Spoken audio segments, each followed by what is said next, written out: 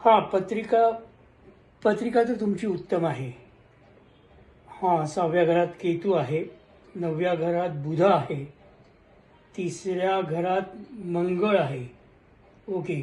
कन्या लग्न, कन्या लग्न, बुध इकडे. कन्या लग्न ही एकमात्र अशी राशी आहे की ज्याचा स्वामी बुध त्याच राशीत उच्च असतो. हां, कन्या लग्न असलेली व्यक्ती सौम्य, सरळ, एकमार्गी असते. आणि शनी शनी 11व्या स्थानात आहे आणि हा इकडे वक्री आहे का?